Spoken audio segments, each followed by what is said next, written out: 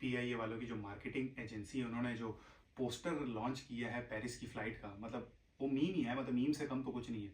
और अगर वो डेलिब्रेट कोशिश है कि भाई लोगों में हमारी बात वायरल हो जाए, तो ये भी अजीब नॉनसेंस है। मतलब अजीब हरकत करके वायरल होना और एक ढंग की चीज़ बना के वायरल होना, मतलब दोनों में फ़र्क है। लेकिन बहरहाल हमारे यहाँ यही होता है कि फजूल सी चीज़ करो और वायरल हो जाओ। खैर, उससे छोड़ के हम थोड़ा सा टेक्निकल साइड पे आते हैं। तो मतलब जहाँ तक मेरा ख्याल है, जो मैंने इंटरनेट पे रिसर्च किया है, तो मेरे हिसाब से तो इतने लोग पेरिस नहीं जाते जितने कंपैरेटिवली लोग लंदन, बर्मिंघम या अ, अमेरिका वाली साइड पे लोग आते हैं। अच्छा, इसमें भी बहुत सारी चीज़ें हैं। अच्छा, पाकिस्तान से डायरेक्ट फ़्लाइट कोई भी ना ह्यूस्टन, डैलस या ऑस्टिन नहीं आती डायरेक्ट फ़्लाइट पीआईए की।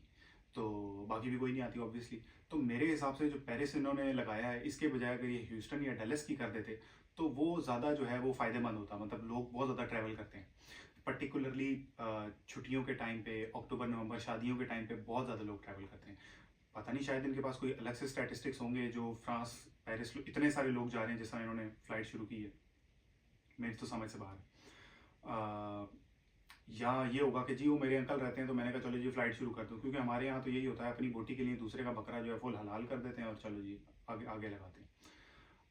अब क्योंकि मैं अभी फ़्लाइट बुक कर रहा था इस्लामाबाद की ह्यूस्टन से मार्च में, तो मुझे मतलब मैंने 3-4 फ्लाइट्स देखी ना, तो तकरीबन 60 टू 70% फिल आउट थी।